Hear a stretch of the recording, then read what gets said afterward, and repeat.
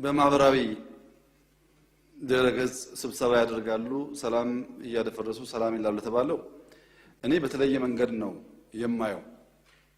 ባለፈው አመት በጣም ያስደሰተኝ የተቃዋሚዎቻችን እንቅስቃሴ በድረ ገጽ የነበረው ስብሰባ ነው።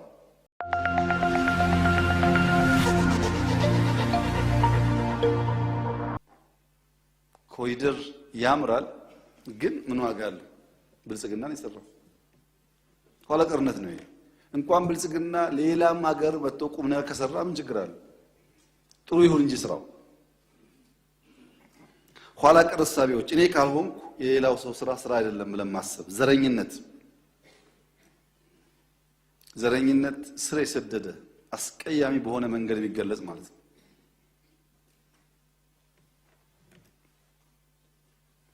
ዘረኝነት ልኩን ሲስት ለሰው ልጅ ጸር ይሆናል፣ ጠንቅ ይሆናል። ሰው መብቱ፣ ቋንቋው፣ ባህሉ፣ እምነቱ መከበር አለበት፣ ጥያቄ የለው። ያ ከተከበረ በኋላ ግን እኔ ብቻ ብሎ ሌላው የሚያጠፋ ከሆነ አደገኛ ነው። እነዚህ እሳቤዎች የውጭ ጣልቃ ገብነት ታክሎበት የኛ የባንዳነት ስሪት ደግሞ በመስፋቱ የሚያጋጥም ችግር ነው። አንደኛው ስንፍና ፖለቲካ፣ ሁለተኛው የኃይል ፖለቲካ፣ አባባሹ ደግሞ ደህንነት፣ ዘረኝነት፣ ስራ አጥነትና የውጭ ጣልቃ ገብነትና የኛ ደግሞ ባንዳነት በናሽናል ኢንትረስት ላይ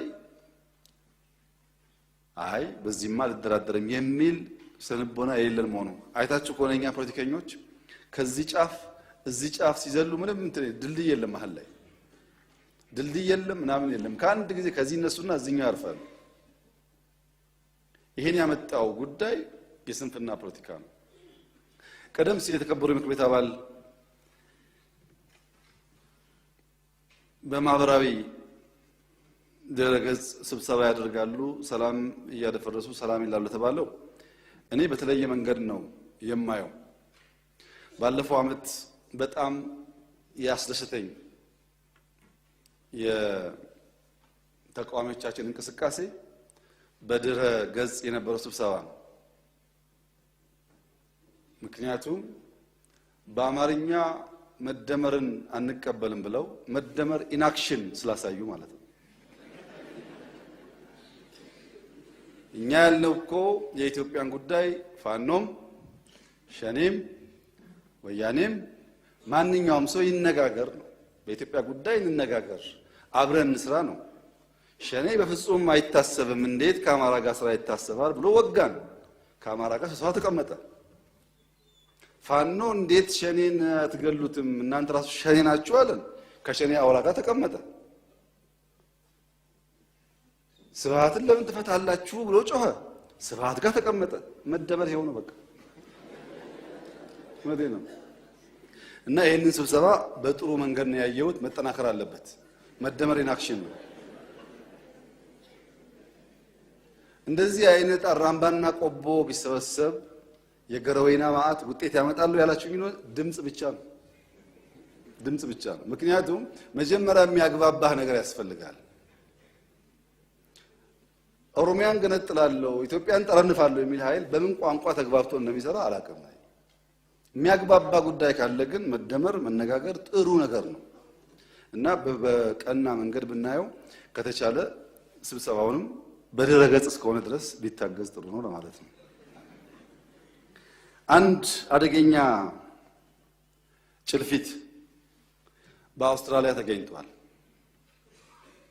ይሄ ጭልፊት እሳት ጫሪው ጭልፊት ወይም ፋየር ሆክስ ይባላሉ።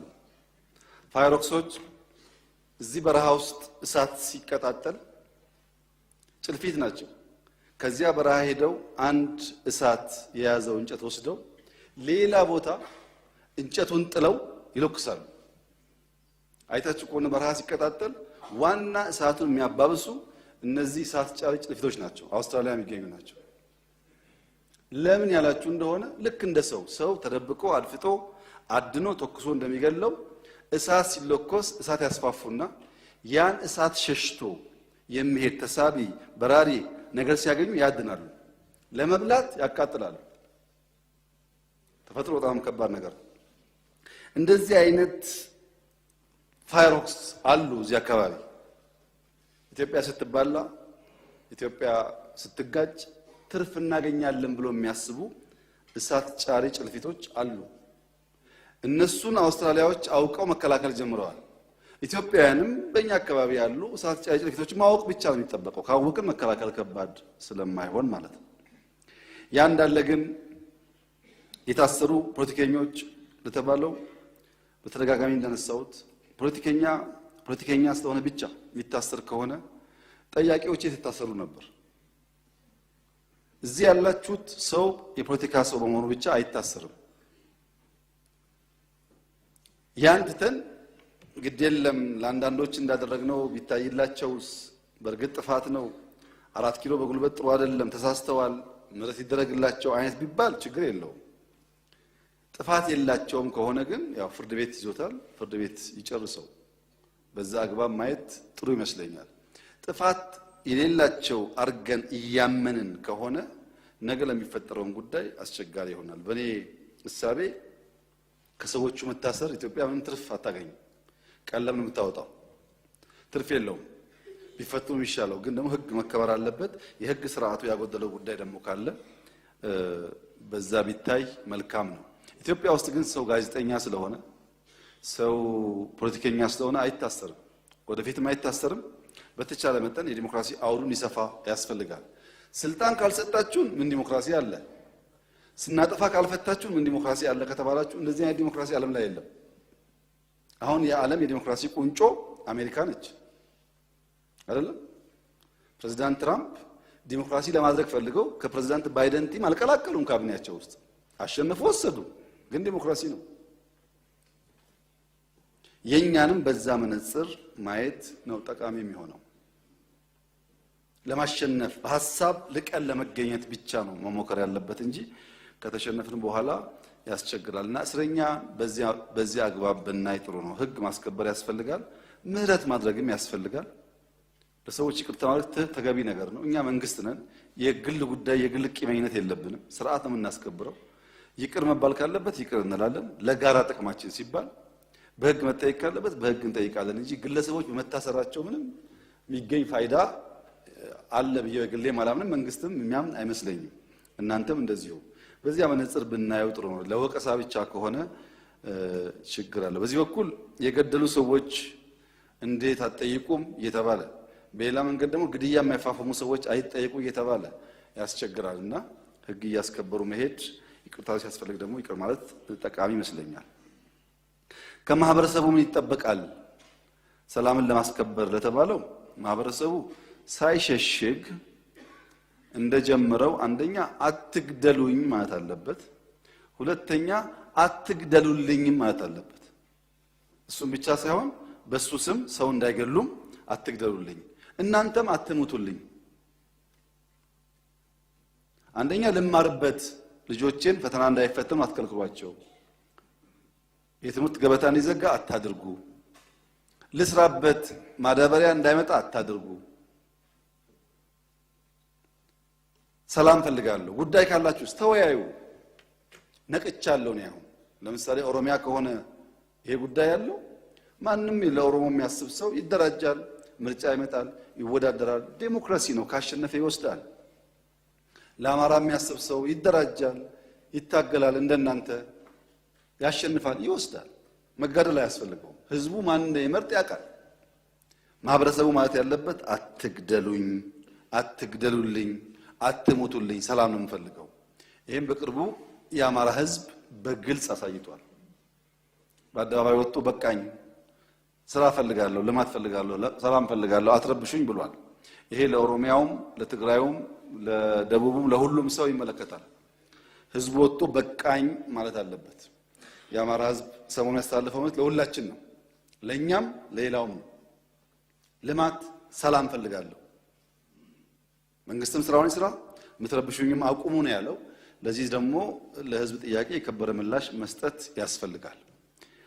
በተጨማሪ ህዝቡ ማድረግ ያለበት ማንኛውንም ሰው ነገ ወደፊት ምርጫም ሲመጣ በብልጽግና ወይም በሆነ ፓርቲ ስም ተሸሽጎ እንዳይሄድ ምን ሰርተህ ታውቃለህ? ግብር ከፍለሃል ወይ? ታማኝ ነህ ወይ? ማንን አገለገልክ ብሎ መጠየቅ አለበት። በትንሽ ያልታመነ በትልቅ ሊታመን አይችልም። በትንሽ ያላገለገለ ፕሬዝዳንት ሲሆን ብቻ አገልጋይ መሆን አይችልም። መጀመሪያ ታች የሚለመደው አገልጋይነት። አንድ ሃይ ስኩል ያልሰራ ሰው አሁን የፖለቲካ ሰው ሆኖ ሲያድግ ትላልቅ ልማት አይሰራም። መጠየቅ ያስፈልጋል። ያ ሲሆን ሰው ውሃ ልኩን ሳይዙን እያወቀ ይሄዳል ማለት ነው። አሁን ዝም ብሎ ሁሉም ልክ እንደ ድሮ ኢትዮጵያ ኢኮኖሚ ባሉን ነው። እኔ ፈላጭ ነኝ፣ ቆራጭ ነኝ፣ አድራጊ ነኝ ይላል። አንዲት ቀበሌ ላይ ቁም ነገር ሳይሰራ ማለት ያን ህዝቡ እየጠየቀ ማጥራት ያስፈልጋል። እኛ ሞክረናል። በተቻለ መጠን ከተቃዋሚ ፓርቲ ውስጥ የማይከተሉ ሰዎችም በውጭ ሀገር ያሉም በተለያየ ደረጃ መተው ሰዎች በእኛ መንግስት ውስጥ በስራ እንዲሳተፉ ሰፊ ሙከራ አድርገናል። በትላልቅ ፖስት ያየነው ውጤት ግን ስራ ሰርቶ የማያውቅ ሰው ምንም ብሰጡት ያው ነው። እዚህም መጥቶ ስራም ይዞ ስልጣንም ይዞ ልክ በነበረው መንገድ መሄድ ይፈልጋል። ለመማር ዝግጁ የሆኑ ደግሞ ወደፊትም የተሻለ ተስፋ ያላቸው ይመስለኛል። በዚህ አግባብ ማህበረሰቡ የራሱ ሚና ቢጫወት። አንጻራዊ ሰላም አለ ይባላል። የት ነው ያለው ይሄ አንጻራዊ ሰላም ለተባለው? ሰላም ሁሌም አንጻራዊ ነው። ሁሌም ፖዚቲቭ ፒስ፣ ኔጌቲቭ ፒስ የሚባል ነገር አለ።